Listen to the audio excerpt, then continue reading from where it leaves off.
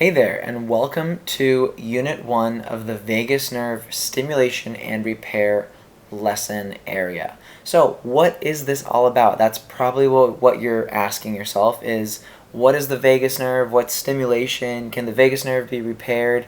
I'm super confused. Well, we're going to get right into it, so here we go.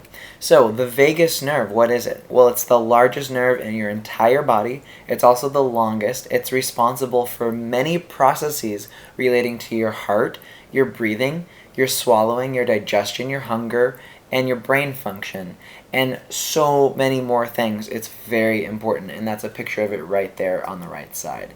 So, the 10th cranial nerve, or the X nerve, that's Latin for 10, is the vagus nerve. It's one of 12 cranial nerves that run out of your brain, through your skull, down to your body, and up to your face and your head. The vagus nerve, when it's activated in the good way, is called parasympathetic activation, which is counter and opposite of sympathetic activation, which you definitely have heard of if you've ever heard of the term fight or flight. That is called sympathetic response. That's fight or flight, sympathetic. Not good. It's anxiety, it's fear, it doesn't feel very good. But if you are in the vagus nerve activation, you are activating parasympathetic. Parasympathetic is when you're socially engaged with people in a positive way. You feel friendly, connected to the greater good. You are able to encourage the release of oxytocin. You can make people feel good. You feel compassion. You feel empathetic.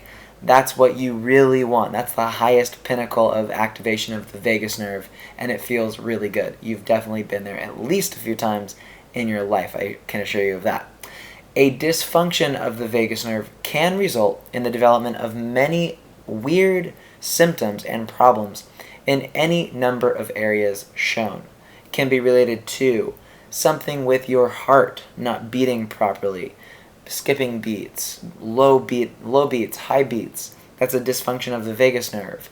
Lungs not being able to breathe properly, not getting enough air, not getting enough oxygen. Vagus nerve controls the bronchiation, opening, closing of the oxygen sacs in your lungs.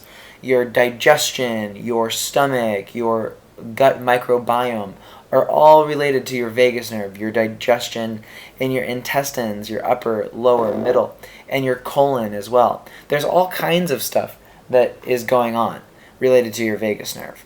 Your hormones, your kidneys, all of this stuff is very, very related to the function of your vagus nerve. Now, why certain people have different symptoms when it's really about the vagus nerve being harmed? Well, as you can see, certain parts of the vagus nerve are closer to different organs, so likely you may be having issues with a vagus nerve where it's closest to the areas that you're having the symptoms. So keep that in mind. And it can also be a combination of traumatic experiences, environmental factors, and even just plain old genetics or family history. Okay? Now here is a couple slideshows, just video graphics, showing you the pathway of the vagus nerve. This is showing you the afferent fibers, which run from the very bottom all the way up. At the very bottom, when the intestines at the very bottom of the screen are activated, that's called your dorsal vagus activation. Those are old, ancient neurons, which are not very myelinated. And then everything above the middle, above the stomach, is the myelinated fibers of the vagus nerve, and those connect to your esophagus, your stomach, to your heart, your lungs, and then up to your head, basically up to your brain. So So anyway, that's a kind of a graphic of where the vagus nerve runs through your neck, through your body. It's all shown in yellow, and it's kind of got a cool, neat animation. You can see it also goes to your voice box down there, and that's why it can control your swallowing and as well as your breathing and your voice. So now on to the part where we talk about stimulation and repair. Some people are saying, commonly the first question they ask is, well, I feel like my vagus nerve is already stimulated. Why would I want to stimulate it even more? That's a really common question. And so my response to that would be that how do you know that your vagus nerve is overstimulated first? because there's, like I said, another counter system to the vagus nerve called the sympathetic spinal branch, which is your spine, which controls the fear, fight, or flight response. And that can actually be overstimulated and not your vagus nerve. Your vagus nerve might be very understimulated. Your sympathetic nervous system might be overstimulated, and you might be thinking that the two are interrelated, when actually they activate at opposite ends of the spectrum. So so that's one thing to consider when people do ask, well, I think my vagus nerve is already stimulated. Why would I want to stimulate it? Well, to consider that maybe something is stimulated and it's not the vagus nerve. That's possible. And then the other thing is that there are certain parts of the vagus nerve that, when overstimulated, can actually cause a shutdown, and some that are understimulated, and we can switch the energy around, sort of like balancing weights on a scale, right? So you want to activate one area to bring activity down in another area, okay? So, and then in terms of the repair, it is possible to repair neurons. Many people have found that even something as simple as meditation has been able to help repair some old, unhealthy, scarred, damaged neurons. So simple things like that can actually help to repair neurons. And mainly what we want to really try to do is repair the myelin sheath that surrounds and protects the vagus nerve. And remember, we want to get rid of toxins in your body. And so we're going to talk about that next. So in this picture is what stimulation specifically refers to. So through specific types of technology and techniques as well, like breathing, meditation, yoga, humming, in combination with some physical technologies. For some people have those already. Ultrasound is pictured here. It's an effective one. It is possible to stimulate the vagus nerve and the tissue that surrounds it.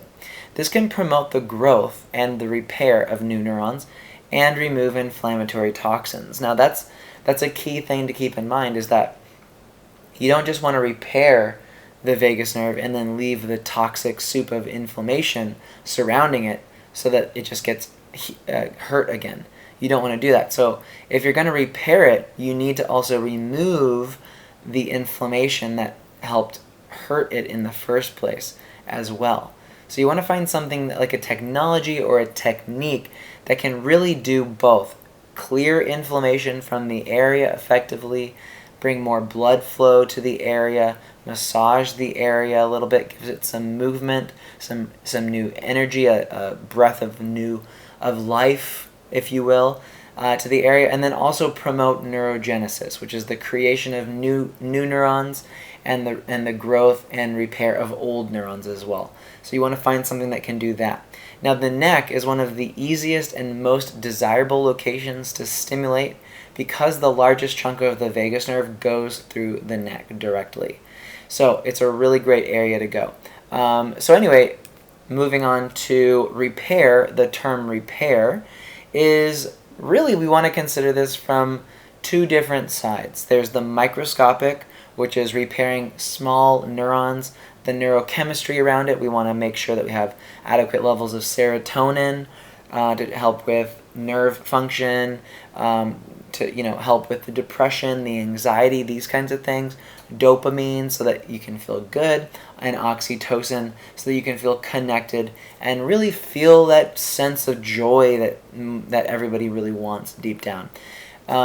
So there's that really microscopic level of repairing the vagus nerve, repairing the neurons, so that you can get back to life, get back to the way you needed to be by physically repairing damaged neurons and removing the inflammation, the toxic inflammation from the area. So that's one side. But then on the macro side, if you look on the right side, there's this called polyvagal theory, which really does inform a lot of the work we do in this group as well, which is that your body has a mechanism of switching back and forth between different activation states. Something is basically by memory and by an inbuilt system, like a computer basically, is switching your body from being in sympathetic fight or flight or being in ventral parasympathetic vagal activation, being able to feel connected. Your body is constantly on the switch between feeling, overwhelmed, feeling shut down, feeling depressed, then feeling like you're in danger, feeling like there's a problem that you have to fight, and then feeling like, wow, I love my life. I love everybody around me. Your body has a system for switching it, and some people, unfortunately, have gotten stuck in one of these systems, or they just can't seem to get out of the one that they're in, and they want a way out, and they want the pathway out, and they want to know what the ladder is to get them individually out of their state. And so that's another part of it. So that's the macroscopic, that's the bigger picture. And that does come down to, retraining how your body responds to things in its environment. People, things that happen, beliefs that you have. There's a lot of stuff going on, but you can't neglect the microscopic as well. And that the fact is that many people here have actual damage to their nervous system. So really don't chalk it up to just being like, oh, it's just belief that you need to change. There's a lot more than that. Let's not oversimplify it for the sake of the people who really need it, okay? So that's repair. That's what repair looks like. And so here's a picture of my neck. This is an x-ray of my neck. So, and in the area that the vagus nerve runs through. So a car accident, a really nasty one, almost destroyed my life. Well, it did destroy my life. It almost killed me, actually. And I had to fight my way back, tooth and nail. You can see in this picture, the neck is almost vertically up and down, and with actually leaning more to the left, curving to the left, when actually this should be opposite. It should be curving backwards. It shouldn't be straight like this. So I have really, really bad neck issues, and through the journey of trying to heal from this problem, with a neck that just has refused to go back into place, I've had to spend countless hours, sleepless nights, probably 10,000 plus hours working on this, and hundreds of thousands of hours on researching the nervous system and how to fix it specifically. And this group that you're in right now is a passion project of mine, because I believe that healing the vagus nerve can heal the body and in turn help heal the world. I truly believe that, and that's my mission. So I want to welcome you to the group. My name is Sterling Cooley. You'll see me in here often. And please, I encourage you to continue reading more about the vagus nerve. If you're unsure if you have any vagus nerve issues, then I would encourage you to consider asking a question in the main group area. Another option for you is to actually go to Google and type in whatever symptom that you're having that you're concerned about. A common question you might see asked here is, I have issues swallowing. Is that related to the vagus nerve? One thing that I would encourage you to do for preliminary questions like that would be to go to Google and just type in the word swallowing, followed by a space, and then vagus, V-A-G-U-S, and then a space, and then nerve, N-E-R-V-E. So that you click enter, and then what you'll find is the results showing if there's been research on swallowing and if it's related to the vagus nerve. My answer for you is, by the way, yes, it is related. Swallowing is very related to the vagus nerve. But if you're unsure about something, fibromyalgia, maybe diabetes, maybe it's something with your ears, your hearing, tinnitus, heart issues, blood pressure, digestion, do yourself a favor, get good at Googling these things too. There's a lot of information out there, and I would encourage you to do that. And then if you find something interesting, bring it back to the group and help educate others, post the link and write a comment above it and say, I was originally searching for something about the vagus nerve and I found this and it was really helpful and I learned a lot about it, and I'm really glad that I looked at it. So anyway, that's an encouragement thing for you to do. Otherwise, if you're overwhelmed, then just totally feel free to ask the question in the main group area. So with that, I welcome you to this fast-growing community, very passionate people, and I really wish you the absolute best. Take care of yourself. Bye-bye.